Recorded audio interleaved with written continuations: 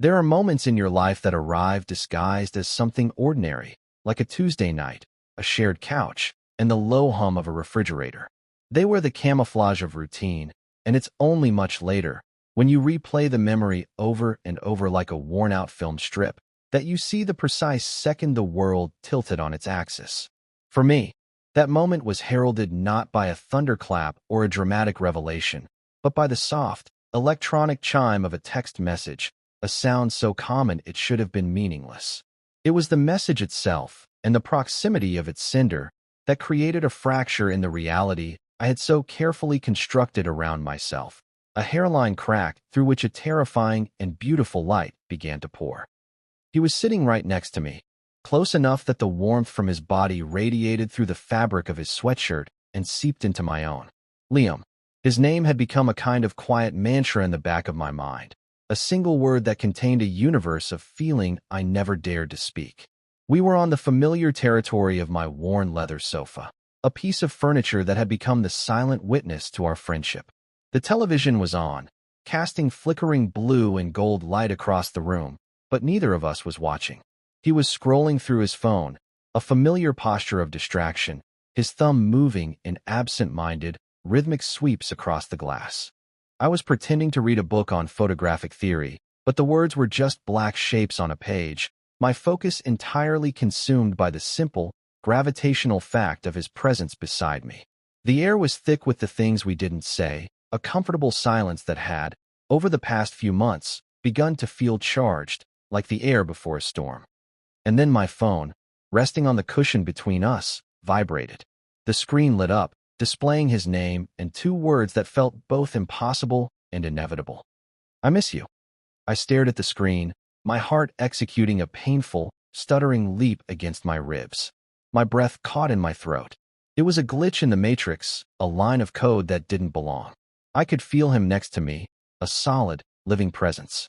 I could smell the faint, clean scent of his laundry detergent and the lingering aroma of the coffee we'd shared hours earlier. His shoulder was a mere inch from mine. How could he miss me? He was right here. I looked from the glowing screen to the side of his face, illuminated by the light of his own phone. His expression was unreadable, a mask of casual focus. He didn't look up. He didn't acknowledge the message he had just sent. It was as if he'd tossed a grenade into the quiet space between us, and was now pretending he hadn't heard the pin being pulled. My mind, a place usually ordered and analytical, devolved into a maelstrom of frantic questions. Was it a mistake? Had he meant to send it to someone else? His ex-girlfriend? Maybe, though they had been broken up for months. Was it a joke? A strange, nonsensical bit of humor that I wasn't privy to? But Liam's humor was loud and obvious, not subtle and cryptic. This felt different. This felt deliberate. The silence stretched, growing heavier with each passing second. The television droned on, oblivious. My own phone felt like a hot coal in my hand. I wanted to ask. I needed to ask. The question formed on my tongue, a simple, "What does this mean?" But the words wouldn't come. Fear was a physical thing, a cold hand clamped over my mouth. The fear of shattering the fragile ecosystem of our friendship, of misinterpreting a moment of digital carelessness, and exposing the vast, secret architecture of my own feelings for him. So I said nothing. I just sat there, my world bifurcated into the before and after of those two small words, and I waited for him to explain a message he wouldn't even acknowledge he had sent. He never did. To understand the depth of the chasm that text message opened, you have to understand the foundation it was built upon. Our friendship hadn't been forged in the fire of some dramatic event. It had been assembled slowly, piece by piece, like one of my own photographic compositions. I met Liam during our sophomore year of college. I was the quiet art student who spent most of his time in the campus darkroom, lost in the alchemy of silver halide and developer, finding more comfort in the silent emergence of an image on paper than in most conversations. He was the star of the swim team, a creature of chlorine and kinetic energy, all broad shoulders and an easy, dazzling smile that seemed to draw people into his orbit effortlessly. We were, by all outside metrics, an unlikely pair. Our worlds were not supposed to intersect. The intersection happened in a required literature class, a cavernous lecture hall where I always sat in the back, content to observe, and he, surprisingly, sat in the middle, diligently taking notes. He was recovering from a minor shoulder injury that had temporarily benched him from the pool, and I think the forced stillness had made him restless and more observant. He noticed me, or rather, he noticed my sketchbook. I wasn't drawing him, not yet, but I was sketching the way the late afternoon light fell through the tall, arched windows, catching dust motes in its golden shafts. He leaned over one day after the lecture had ended, as students were packing their bags in a rush of noise and movement. "That's really good," he said, his voice lower, calmer than I would have expected. "You capture the light." I was so startled by being spoken to, especially by him, that I could only manage a mumbled "thank you," my cheeks flushing with heat. But he didn't leave. He asked to see more, and I, hesitantly, flipped through the pages. They were filled with studies of light and shadow, architectural details of campus buildings, candid sketches of strangers lost in thought. He didn't just glance at them. He looked, really looked, with a focused intensity that I recognized from watching him on the starting block before a race. He saw the details, the intention. He saw me, in a way that felt both unnerving and deeply validating. That was the beginning. A conversation about light turned into a conversation about everything, and soon, our unlikely friendship became a fixed point in the shifting landscape of college life. He became my favorite subject, though he rarely knew it. I moved from sketching to photography, and my lens was drawn to him. Not in a posed, formal way. I was fascinated by the moments in between. Liam, exhausted after practice, his wet hair clinging to his forehead, his body slumped in a chair, the powerful lines of his swimmer's back relaxed in fatigue. Liam, laughing with his teammates, his face thrown back in pure, unself-conscious joy. Liam, studying in the library, his brow furrowed in concentration, chewing on the end of a pen. My camera allowed me to study him, to capture the nuances of his existence without the terrifying vulnerability of direct confession. My photographs were my love letters, written in a language of light and shadow that only I could fully translate. I told myself it was an artistic study of form and motion, a document of a specific kind of athletic grace. But I knew, in the quiet solitude of my darkroom, watching his image slowly materialize in the chemical bath, that it was something more. It was worship. Our friendship was built on a bedrock of easy companionship. We fell into a rhythm. He would drag me out of my self-imposed isolation, pulling me to parties where I would stand awkwardly in a corner until he came to rescue me with a drink and a conspiratorial grin. I, in turn, provided a sanctuary for him, a quiet space away from the pressures of his sport and his boisterous social circle. My apartment became his haven. He would come over after grueling practices or stressful exams and just collapse on my couch, the vibrant energy that usually surrounded him dimming to a low, steady hum. We could sit in silence for hours, him scrolling on his phone, me editing photos, and the quiet was never empty. It was a shared space, a comfortable room we had built together, free from expectation. And all the while, my feelings for him deepened, evolving from a quiet crush into a constant, aching presence in my chest. It was a love that was patient and observant, content to exist in the margins. I learned the topography of his moods, the subtle shift in his posture that signaled exhaustion, the way the corner of his eye would twitch when he was trying to suppress a laugh. I knew that he preferred his coffee with too much cream, that he hated the sound of styrofoam, that he had a small, barely visible scar above his left eyebrow from a childhood fall. I collected these details like precious artifacts, storing them away in the museum of my affection. I was a curator of all things Liam, and I was terrified of ever letting him know. Because what we had was perfect, in its own platonic way. It was a safe harbor. And I was the only one who knew that just beneath the calm surface of the water, there was a powerful, dangerous current that could pull us both under and wreck everything. I was so convinced that the danger came only from me, from my own secret heart. I never imagined that he would be the one to light the fuse. The shift began subtly, as most seismic changes do. It wasn't a single, cataclysmic event, but a series of tremors that slowly altered the landscape of our friendship. The primary catalyst was Amelia. She was Liam's girlfriend for the better part of a year, a relationship that had always seemed, from my admittedly biased perspective, more about convenience and shared social circles than genuine connection. She was nice enough, pretty and smart, but she never seemed to understand the quiet frequency on which Liam sometimes operated. She didn't understand his need for stillness, for the kind of silent companionship he found in my apartment. She saw his post-practice exhaustion as moodiness, his introspection as a slight against her. I watched their relationship with a kind of detached, clinical interest, cataloging the small fissures that were beginning to appear. I felt a low, simmering guilt for the part of me that was waiting, hoping for it to crumble. The end came not with a bang, but with a weary sigh. Liam showed up at my door one rainy Thursday night, looking utterly depleted. The usual light in his eyes was gone, replaced by a dull, hollowed-out exhaustion. He didn't even say hello, just walked past me and collapsed face down on the sofa, burying his face in a cushion. I didn't need to ask.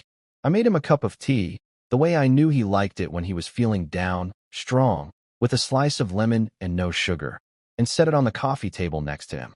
I sat in the armchair across from him, picking up my camera and pretending to clean the lens, giving him the space to speak when he was ready. "We're done," he finally mumbled into the upholstery, his voice thick. "Amelia and me." "I'm sorry," I said, and I meant it mostly. I was sorry he was in pain. He rolled over onto his back and stared at the ceiling. "Are you? You never liked her." It wasn't an accusation, just a statement of fact. I shrugged, not trusting my voice. "It doesn't matter if I liked her. It mattered that you did." He let out a short, humorless laugh. "Did I? I don't even know anymore, Jules. I think I just liked not being alone." He closed his eyes, and a single tear escaped from the corner, tracing a path down his temple into his hairline. My heart clenched. I had this primal, overwhelming urge to go to him, to wipe the tear away, to smooth the worried lines on his forehead. But I stayed rooted to my chair, my knuckles white as I gripped the body of my camera. That was the boundary. I was the safe harbor, the quiet friend, the observer. I was not the one who offered physical comfort. That was a line I had never dared to cross. The breakup was compounded by the mounting pressure of his final season. It was his senior year, and the expectations were immense. Nationals were on the horizon, and scouts were watching. Every practice was a performance, every race a trial. The physical toll was immense, but the mental strain was worse. He started losing weight, and dark circles became permanent fixtures beneath his eyes. The easy, radiant confidence that had once defined him began to fray at the edges, replaced by a tense, brittle anxiety. And as the world outside grew more demanding and hostile, he retreated further and further into the sanctuary of my apartment. His visits became more frequent, almost a daily ritual. He'd arrive, shed his backpack and the weight of the day by the door, and migrate to the sofa as if drawn by an invisible force. He spoke less and less. Sometimes he would just lie there, eyes closed, breathing slowly, as if the simple act of being in a quiet space was all the energy he could muster. I would work, the soft click of my camera shutter or the gentle hum of my computer a steady, unobtrusive soundtrack to his repose. I became his anchor, the still point in his swirling, chaotic world. And in his growing need for my presence, the unspoken rules of our friendship began to blur. The carefully delineated space between us started to shrink, millimeter by millimeter. I was so focused on his pain, on his retreat from the world, that I didn't immediately recognize that he was also, in his own quiet way, advancing toward me. The ritual began on a night when the cold was so bitter it felt like the city was encased in glass. A brutal winter storm had descended, lashing the windows with sleet and wind, and Liam had been stranded at my place after a late study session at the library turned into a citywide shutdown. We'd ordered pizza and watched a mindless action movie, the sound of explosions and gunfire a strange counterpoint to the howling gale outside. By the time the credits rolled, it was well after midnight, and the streets were impassable. "Looks like I'm stuck here," he said, peering out the window into the swirling white chaos. There was no question of him trying to leave. "You can take the bed," I offered immediately. "I'll take the couch." It was the standard, polite offer. He turned from the window, his expression unreadable in the dim light of the living room. "The couch is terrible, Julian. We both know it. You won't sleep a wink." He was right. It was an old, stylish thing I'd gotten at a flea market, but it was built for aesthetics, not comfort. He paused, then added, so quietly I almost didn't hear it over the wind, "Your bed's big enough. We can share." It's not a big deal. It was a big deal. It was a tectonic shift. We had known each other for years, but we had never crossed that particular threshold. The air in the room suddenly felt thin, every molecule charged with a significance that I was terrified to acknowledge. My mind raced, searching for a reason to refuse, a way to gently reinstate the boundary he had just so casually stepped over. But I couldn't find one that wouldn't sound insane. To protest too much would be a confession in itself. It would reveal that the idea of sharing a bed with him wasn't a simple matter of logistics, but a monumental event freighted with years of unspoken longing. So I just nodded, my throat too tight to form words. Okay. I managed, the word a small, weightless thing in the heavy air. That first night was a study in excruciating self-awareness. I lay on my side of the queen-sized bed, rigid as a board, my muscles clenched. I was hyper-aware of every single detail. The space between us, a gulf of a few inches that felt both vast and infinitesimal. The scent of his skin, clean and warm. The soft sound of his breathing as he fell asleep almost instantly, utterly untroubled. I, on the other hand, lay awake for hours, staring into the darkness, my heart pounding a frantic, desperate rhythm against my ribs. He was so close. It was a dream and a nightmare, a fantasy made real in the most terrifyingly mundane way. He had offered it as a practical solution to a logistical problem. For him, it was about avoiding a bad night's sleep on a lumpy couch. For me, it was everything. The storm passed, but something had been permanently altered. The precedent had been set. The following week, after a particularly brutal practice that left him looking pale and shaky, he stayed late again. He didn't even mention the couch. He just showered, borrowed a pair of my sweatpants, and climbed into my bed as if it were the most natural thing in the world. And so the ritual was born. It wasn't every night, but it became a regular occurrence, maybe 2 or 3 times a week. There was always a plausible excuse. He was too tired to go back to his own place. He had an early morning class near my apartment. He wanted to avoid his noisy roommates. These excuses were the fig leaves that allowed us both to pretend this was something it wasn't. They were the flimsy architecture of plausible deniability. With each repetition, the tension in my body lessened, replaced by a different kind of ache, a deep, yearning tenderness. The rigid space I initially maintained between us began to soften. One night, he shifted in his sleep, and his arm fell across my waist. I froze, expecting him to wake up and pull away, embarrassed. But he just sighed, a soft, contented sound, and snuggled closer, his face pressing into my shoulder blade. I lay there, barely breathing, feeling the steady, solid weight of his arm, the warmth of his body seeping into mine. It felt like coming home to a place I'd never been. After that, the pretense of separation dissolved. We would start on our respective sides of the bed, but by morning, we would inevitably have found our way to each other, tangled together in a knot of limbs and blankets. This new, unspoken intimacy began to bleed out of the bedroom and into the rest of our shared space. The couch, once the site of our chaste, separate silences, became a new landscape of ambiguous touch. He started resting his head on my lap while I read, or draping his legs over mine while we watched a movie. He would lean his head against my shoulder, his hair brushing against my cheek, and I would have to fight the overwhelming urge to turn my head and press my lips to his forehead. Each touch was a question I couldn't answer, a statement I was afraid to interpret. My life became a constant, exhausting process of translation. What did this mean? What did he mean? Was this just his way of coping with stress, seeking out simple, uncomplicated physical comfort from his safe friend? Or was it something more? Was he, consciously or unconsciously, testing the boundaries, searching for a reaction from me? I was a photographer, a person trained to observe details, to find meaning in the subtle interplay of light and shadow. I applied this same obsessive analysis to him. I documented every gesture, every touch, every sleepy murmur. I was building a case in the courtroom of my own mind, gathering evidence for a verdict I was too terrified to reach. The hope was a fragile, terrifying thing, a tiny flame I tried to shield from the winds of my own doubt. Because for every touch that felt like a confession, there was a moment that plunged me back into uncertainty. He would talk about other people, mention a girl from his class he thought was cute, and my carefully constructed fantasy would shatter into a million pieces. He was living in a world of casual, physical friendship. I was living in a world of earth-shattering, unspoken love. We were sharing the same space, the same bed, but we were inhabiting two entirely different realities. And then came the text message, the two words that threatened to collapse the distinction, to force my reality into his. It was a signal flare from his world to mine, and I had no idea if it was a warning or an invitation. The night of the text message became a new demarcation point in my memory. Before the text and after, in the immediate aftermath of its arrival, the silence in the room felt different. It was no longer the comfortable, shared quiet we were used to. It was a dense, brittle thing, filled with the humming frequency of my own frantic thoughts. I sat there, the phone screen now dark, the words burned onto the back of my eyelids. I miss you. He was still next to me, still scrolling, the picture of nonchalance.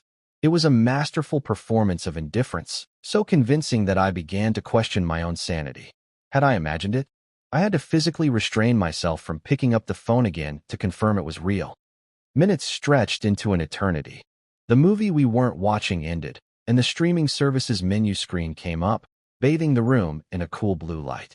It was the cue that usually signaled the end of our evenings. Normally, one of us would make a move to turn it off, and he would either say goodnight and leave, or he would head to my bedroom, a silent understanding passing between us. But tonight, we were both frozen. The boundary had been broken by his words, and now we were stranded on opposite sides of a new, invisible line, neither of us sure how to cross it. Finally, he moved. He locked his phone and placed it face down on the coffee table. He stretched, his arms reaching for the ceiling, his back arching. The fabric of his shirt pulled taut across his chest. It was a simple, mundane movement, but my eyes tracked it with the focused intensity of a predator. Every cell in my body was on high alert, waiting for a clue, a sign, anything. He let out a long, slow breath and then turned his head to look at me. It was the first time he had made eye contact since sending the text. His eyes, usually so bright and clear, were shadowed with something I couldn't name. Fatigue, yes, but something else too. Something deeper and more vulnerable. Tired, he said, his voice a low rumble. It wasn't a question. It was a statement, an explanation, an excuse. It was a door left slightly ajar, and I had to decide whether to push it open or let it swing shut. This was my chance. I could ask, Liam, what did you mean? The words were right there, perched on the tip of my tongue, but the fear was a physical weight, pressing them back down. If it was a mistake, asking would create an unbearable awkwardness, a stain on the fabric of our friendship that we could never wash out. He would know, or at least suspect, the depth of my feelings. Our easy intimacy would become stilted and self-conscious. The quiet safety of my apartment would be compromised. But if it wasn't a mistake, what then? The possibility was so immense, so terrifyingly wonderful, that I couldn't bring myself to risk it. The hope was too precious to be extinguished by a simple, careless explanation. So I chose the path of cowardice, the path of self-preservation. Me too, I said, my voice barely a whisper. I let his statement stand. I accepted the excuse he was offering. I let him believe that I had interpreted his text as a simple, nonsensical product of exhaustion. I chose to preserve the fragile ambiguity of our ritual over the terrifying clarity of the truth. He seemed to relax, a subtle loosening of the tension in his shoulders. He gave me a small, tired smile, and then he stood up. For a heart-stopping second, I thought he was going to leave. I thought this was it, the end of the ritual. The text had been a miscalculation, a step too far, and now he was retreating to the safety of his own space. My heart plummeted, but instead of heading for the door, he walked towards my bedroom. He paused in the doorway, his back to me. "You coming?" he asked, his voice soft. Relief washed over me in a dizzying, debilitating wave. It was so potent it almost brought me to my knees. I had been granted a reprieve. The status quo, as confusing and painful as it was, would be maintained for at least one more night. I nodded, even though he couldn't see me. "Yeah," I said, my voice thick with an emotion he would mistake for tiredness. In a minute, he disappeared into the bedroom, leaving the door open. That open door was a symbol of our entire relationship. An invitation without insistence. A space that was shared but not claimed. I sat on the couch for a long time. the blue light of the menu screen painting shifting patterns on the walls. I was caught in a paradox.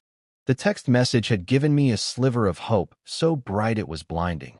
But his refusal to acknowledge it was a clear sign that he wasn't ready or willing to face what it meant. He had sent a flare into the night sky and then immediately hidden, hoping no one would come looking for him. He wanted the intimacy, the closeness, the feeling of being missed and wanted, but he wanted it all under the cover of plausible deniability. He wanted to be held without having to ask. He wanted to be loved without having to admit he needed it. And I, the quiet observer, the patient curator of his moods, was willing to give it to him, even if it was slowly breaking my heart. I was a developer, patiently waiting for an image to emerge from the darkness, terrified that I might expose it to the light too soon and lose it forever. The weeks that followed were a masterclass in shared denial. The text message became a ghost in the room, a silent, unacknowledged entity that hovered in the space between us. We never spoke of it. Liam acted as if it had never happened, and I, following his lead, pretended to forget. But it had changed something fundamental. For him, I suspect it had been a moment of accidental vulnerability, a truth that had slipped out when his defenses were down. For me, it was a piece of evidence I couldn't ignore. It was confirmation that the currents I felt were not just flowing from my side of the shore. There was a tide pulling from his as well, even if he refused to name it. This new, secret knowledge made our rituals both more intense and more unbearable. When he would fall asleep with his head on my chest, his breathing a steady rhythm against my ribs, I was no longer just wondering if this was what he wanted. I knew, on some level, that it was. The text message was the proof. He missed me, even when I was right there. It wasn't about physical distance. It was about an emotional distance he wanted to close, but didn't know how. He missed the version of me he could have if he were just brave enough to ask for it. And he was using touch, the most primal form of communication, to say what he couldn't with words. He was trying to bridge the gap without building a bridge. My photography became my only outlet. I couldn't capture him in these moments of intense, ambiguous intimacy. That would be a violation, a step too far even for me. So I turned my lens to the aftermath, the evidence of his presence in my space. A coffee mug left on my nightstand. The indentation his head had left on my pillow. The pair of his thick wool socks discarded by the couch. My apartment became a forensic scene, and I was the detective, documenting the traces of a love that officially did not exist. The photos were quiet and melancholic, full of empty spaces that felt charged with his absence, even when he had only just left. They were portraits of longing. The breaking point came, as it had to, on a night that started like any other. It was a Friday. Liam had finished his last preliminary race for the season, qualifying for nationals with a personal best time. The pressure should have been off, but he arrived at my apartment looking more wound up than ever.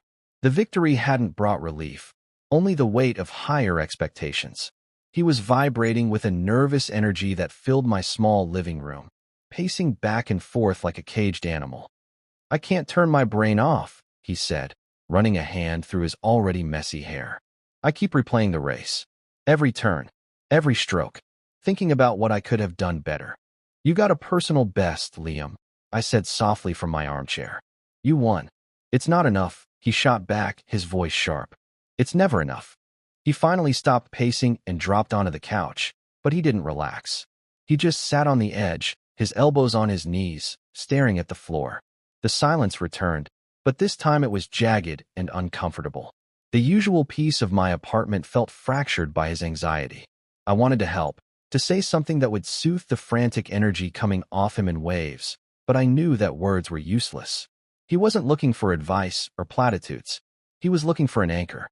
After a long time, he sighed and lay down, curling into a tight ball on the far end of the sofa, his back to me. It was a gesture of retreat, of self-protection. He was closing himself off. And in that moment, something inside me snapped. I was tired. Tired of the ambiguity. Tired of the guessing games. Tired of being a silent, passive participant in this strange, heartbreaking dance. The text message echoed in my mind. "I miss you." It felt like a taunt. I got up from my chair and walked over to the couch. I didn't sit. I just stood there, looking down at the tense curve of his spine. My heart was a frantic drum against my ribs. This was it.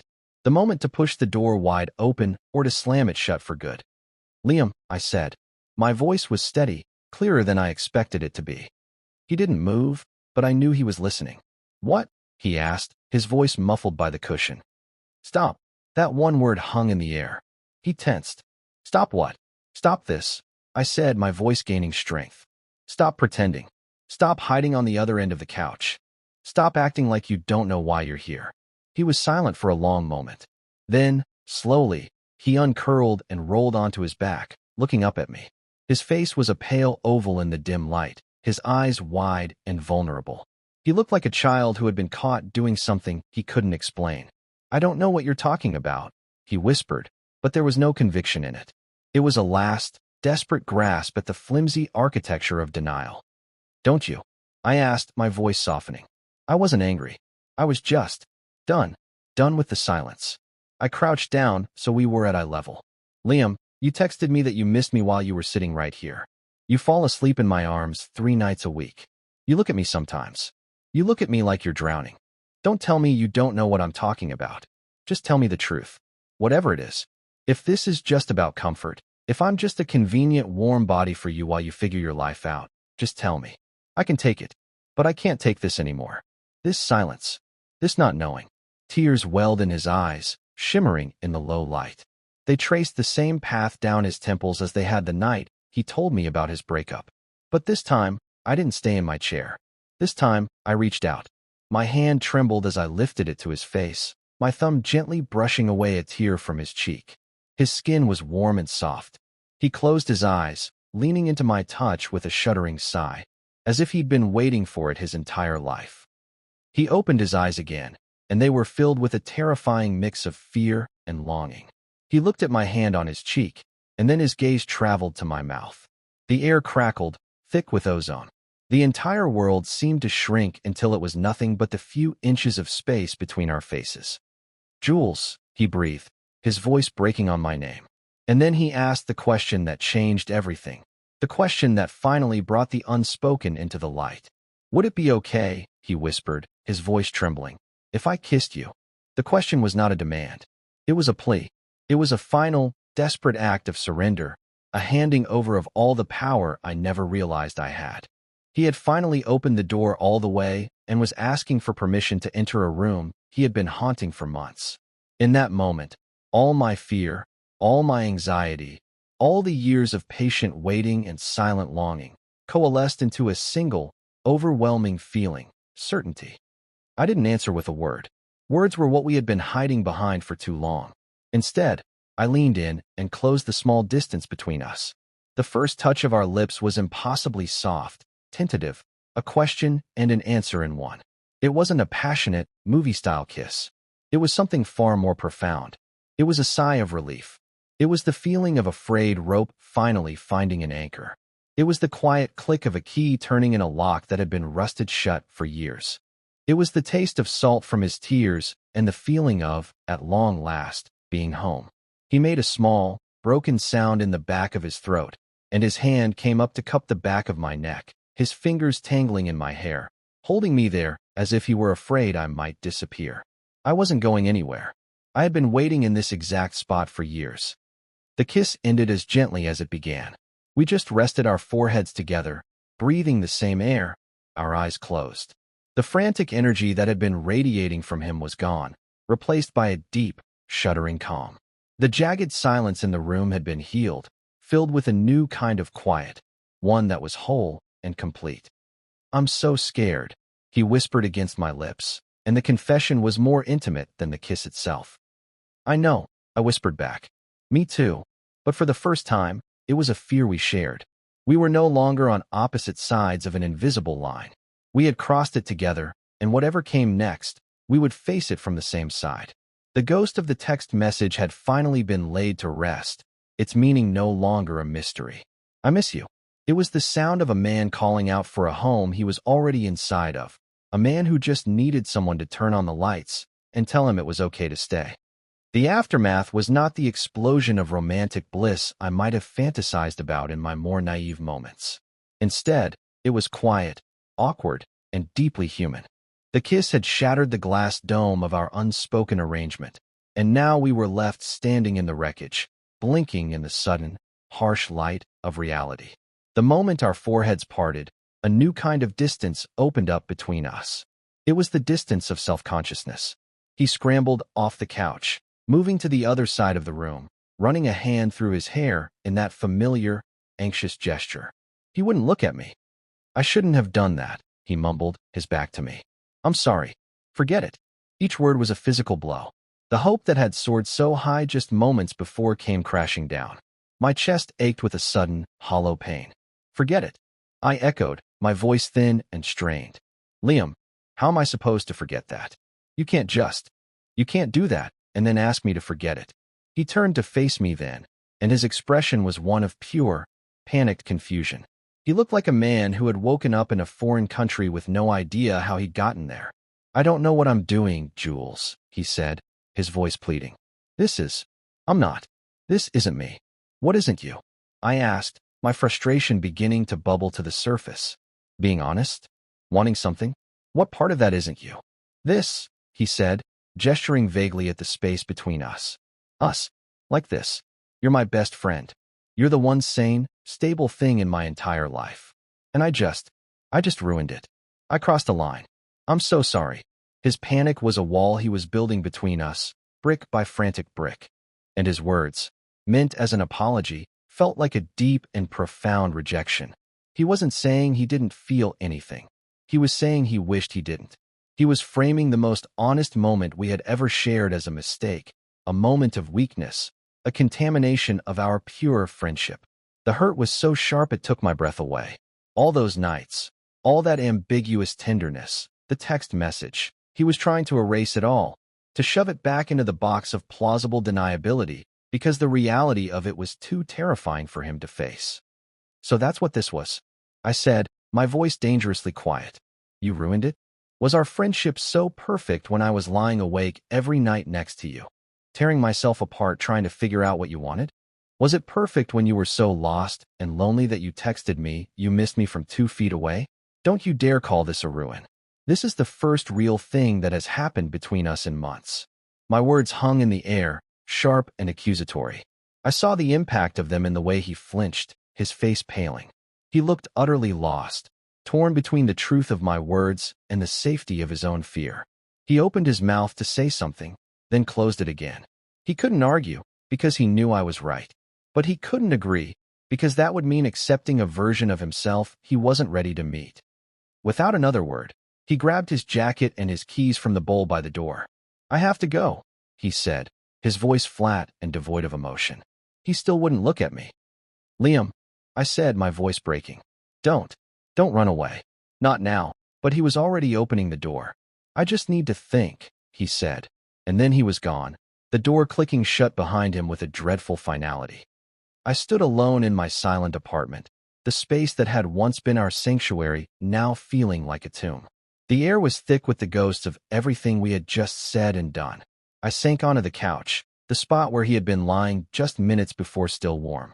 The pain was immense, a physical ache in the center of my chest. It was worse than the years of silent longing, worse than the uncertainty. The uncertainty had at least contained the possibility of hope. This felt like a verdict. He had seen the truth, been offered it, held it in his hands for one brief, shining moment, and then he had dropped it and run. I had risked everything to demand honesty, and the honesty had sent him fleeing. I buried my face in my hands, the smell of his skin still lingering on my fingers, and for the first time in a long time, I felt utterly, completely alone. The days that followed were a special kind of hell. A hell of silence. Liam didn't call. He didn't text. He vanished from my life as suddenly as he had become the center of it.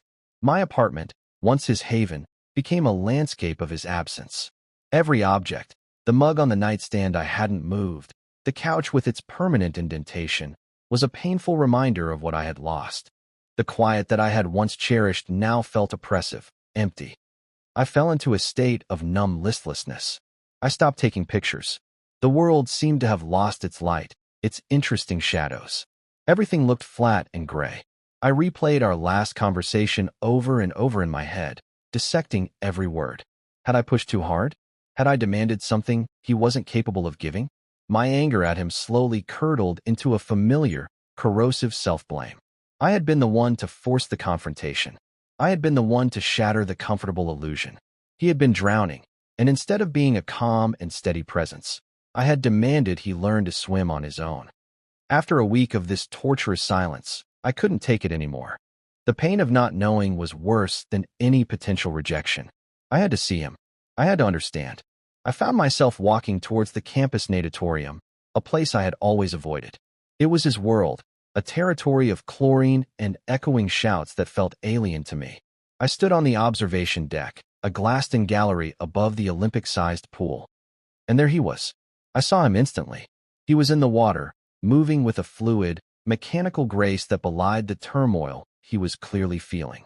He was pushing himself, his strokes powerful and relentless, cutting through the turquoise water as if he were trying to outrun something. He was thinner than I had ever seen him, the muscles in his back stark and defined. He looked powerful, but also incredibly fragile. He was punishing himself, trying to exhaust the confusion and fear out of his body. I watched him for a long time, for the entire duration of his practice. He never once looked up at the gallery. When he finally finished, he hauled himself out of the pool, his body trembling with exhaustion. He stood for a moment, head bowed, water streaming from his hair, chest heaving. He looked utterly defeated. And in that moment, my anger and hurt evaporated, replaced by a wave of overwhelming love and compassion. He wasn't a coward. He was just a kid, a scared kid who had stumbled into a feeling so large it terrified him. He was trying to process it in the only way he knew how, by pushing his body to its absolute limit. I waited for him outside the locker room. When he emerged, his hair still damp, his gym bag slung over his shoulder, he stopped dead when he saw me. All the color drained from his face. He looked like he was about to turn and run again. "Don't," I said, my voice quiet but firm. "Please, just don't run." He stayed, his shoulders slumped in resignation. We just stood there for a moment in the sterile, echoing hallway, the smell of chlorine clinging to the air around him. "I'm sorry," he finally whispered, his eyes fixed on the scuffed linoleum floor. "Jules, I am so sorry. For running. For everything. Talk to me, Liam," I pleaded. "That's all I've ever wanted. Just talk to me. Tell me what's going on in your head." He finally lifted his head and met my eyes. His were red-rimmed and exhausted. "I told you," he said, his voice raw. "I'm scared. When I kissed you, it felt right. It felt more right than anything has in a long time. And that's what scares me. It's not supposed to feel right. Not with you. You're my friend. You're a guy? I've never felt this way about a guy before. I don't know what it means. I look at my life, and it's this straight line. Swim, school, get a job, get a girlfriend, get married. It's all laid out. And you make the line all crooked. And I don't know what to do with that." His confession, so honest and raw, cracked open my heart. All his running, his silence, it wasn't a rejection of me. It was a rejection of the fear, a fear of what his feelings for me meant for his identity, for the future he had always envisioned for himself. He wasn't running from me. He was running from himself. I closed the distance between us and, without thinking, I reached out and took his hand. His fingers were cold, but they curled around mine instantly, his grip tight and desperate. "Hey," I said softly, forcing him to keep looking at me. "Look at me. There is no line. There's no map. We're all just making it up as we go along. All that stuff, the job, the marriage, the supposed to, that's just noise. The only thing that's real is what you feel. And what you felt when you kissed me. I felt it too. I've been feeling it for years." The admission hung in the air between us. His eyes widened, a flicker of disbelief in them. "Years?" I nodded, a small, sad smile on my lips. "Years." A wave of emotion washed over his face, shock, guilt, and then a dawning, heartbreaking understanding. "Oh God, Jules," he breathed. "All this time, you were, and I was just, so oblivious." "It's okay," I said, squeezing his hand. "You didn't know, but you know now. We both know. So we can stop pretending. We can stop being scared of it. Or, we can be scared, but we can be scared together." He stared at me, his eyes searching mine, and I could see the war inside him finally beginning to quiet. The fear was still there, but it was no longer winning. He took a deep, shuddering breath, the first real breath I'd seen him take in a week. Okay, he whispered, the word of promise. Okay, together. The resolution wasn't a grand, cinematic moment. It was a gradual, quiet rebuilding. It was the slow, careful process of learning a new language together. After our conversation in the hallway of the natatorium, Liam came back to my apartment with me. He didn't say much. He just followed me inside, shed his bag by the door like he always did, and sat on the couch. I made us both coffee, and we sat in the familiar silence. But this time it was different. It wasn't a silence of avoidance or ambiguity. It was a silence of contemplation, of letting the dust settle. He didn't spend the night. When he left, he paused at the door and looked at me, his expression open and vulnerable. "Can I see you tomorrow?" he asked. It was a simple question, but it was filled with a new intention. He wasn't asking to crash at my place out of convenience or exhaustion. He was asking for my time. He was asking for me. "Yeah," I said, my heart feeling impossibly light. "I'd like that." And so we began again. We started over, but from a new place of honesty. We went on what could only be described as dates. We went for walks. We went to museums. We went out for dinner. It was awkward and fumbling at first. We were two best friends trying to figure out how to hold hands in public, how to navigate the shift from platonic to romantic. There were moments of hesitant touch, shy glances, and conversations that were almost painfully earnest as we tried to map out this new, uncharted territory. Liam was still scared, but he didn't run. He stayed. He talked. He asked questions. He told me about his fears, about the confusing clash between who he thought he was and who he was discovering himself to be. And I listened. I just listened, and I told him it was okay. The physical intimacy returned, but it was different now. It was intentional. One evening, we were on the couch, watching a movie, a careful foot of space between us. He looked at me, a question in his eyes. I just smiled and opened my arm, an invitation. He hesitated for only a second before moving into the space, settling against my side, his head resting on my shoulder. It was the same position we had been in 100 times before, but it felt entirely new. There was no pretext, no plausible deniability. It was a conscious choice. He reached for my hand, his fingers lacing through mine, and in that simple, deliberate act, everything felt right. The ritual had been transformed from a source of anxiety into a source of profound comfort and certainty. The sleeping arrangements changed, too. He started staying over again, but now there was no excuse needed. He would just look at me at the end of the night and ask, "Can I stay?" And I would say, of course. We would lie in bed, facing each other in the darkness, and we would talk for hours, whispering secrets and fears and hopes into the small space between us. And when we finally fell asleep, tangled together, it was with a sense of peace that I had never known. The bed was no longer a landscape of tension and longing. It was just our bed. It was our home. One morning, I woke up early to the soft gray light of dawn filtering through the window. Liam was still asleep, his face relaxed and peaceful, his arm thrown protectively across my chest. I lay there, watching him breathe, my heart filled with a quiet, steady joy that felt infinitely more real and durable than the frantic hope I had clung to before. My phone was on the nightstand. I picked it up and looked at the old message from him, the one that had started it all. "I miss you." It looked different now. It was no longer a riddle or a source of pain. It was a landmark. It was the first, fumbling attempt to speak the language we were now becoming fluent in. I smiled, deleted the message, and put the phone down. We didn't need it anymore. A few weeks later, we were lying on the couch, him with his head in my lap, me with a book resting on his chest. My phone chimed on the coffee table. He reached for it, his thumbprint unlocking the screen. A small smile played on his lips as he typed something. A moment later, my watch vibrated on my wrist. I looked down. It was a notification. A text from Liam. "I'm right where I'm supposed to be." I looked down at him. He was already looking up at me, his eyes bright and clear, full of a love that was no longer afraid to show itself. I leaned down and kissed him, a slow, easy kiss that tasted of coffee and certainty. The silence we now shared was the most beautiful sound I had ever heard. It was the sound of two people who had navigated the storm and found a quiet harbor. It was the sound of being known. We had moved beyond the need for coded messages and unspoken rituals. We had learned that the most profound connections are not built in the grand, dramatic moments, but in the quiet spaces in the courage to be vulnerable, and in the simple, breathtaking peace of finding a home in another person and finally closing the door together. We had begun to heal and to build in the beautiful, honest silence we had learned to create.